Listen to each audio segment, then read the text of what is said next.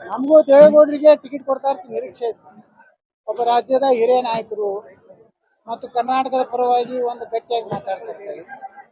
ಯಾವ್ಯಾವ ಕಾರಣದಿಂದ ಕೊಟ್ಟಿಲ್ಲ ನನಗೆ ಗೊತ್ತಿಲ್ಲ, ಆದರೆ ನಮಗೂ ದೇವೇಗೌಡರು ಕೊಡಬೇಕಾಗಿತ್ತು ಅಂತ ನಮ್ಮದು ವೈಯಕ್ತಿಕ. ಕಾಂಗ್ರೆಸ್ ಅವರು ಟೀಕೆ ಮಾಡ್ತಾರೆ ಸರ್, ಹಿರಿಯ ಒಕ್ಕಲಿಗ ನಾಯಕರಿಗೆ ಕೊಟ್ಟಿಲ್ಲ ಬಿಜೆಪಿಯವರು ಮಾಡ್ತಾ ಇದ್ದಾರೆ.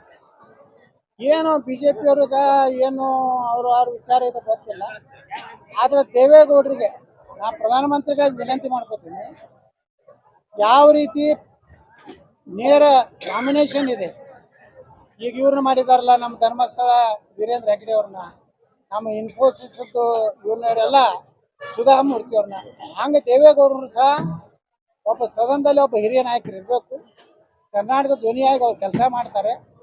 ಇಂಥ ವಯಸ್ಸಿನಲ್ಲಿ ಸಹ ಎದ್ದೇಳಿಕಂದ್ರೂ ಸಹ ನೀರು ಕೂತಾದರೂ ಕರ್ನಾಟಕದ ನೀರಾವರಿ ಬಗ್ಗೆ, ಈ ಒಂದು ಯಾವುದಾದ್ರು ಮೇಕೆದಾಟು ಬಗ್ಗೆ ಗಟ್ಟಿ ಧ್ವನಿಯನ್ನು ಪ್ರಧಾನಮಂತ್ರಿಗಳು ನೇರವಾಗಿ ತಮ್ಮ ಒಂದು ಅಧೀನದಲ್ಲಿರುವಂಥ ಒಂದು ನಾಮಿನೇಷನ್ ಮಾಡ್ಬೇಕಂತ ವಿನಂತಿ ಮಾಡ್ತಾರೆ.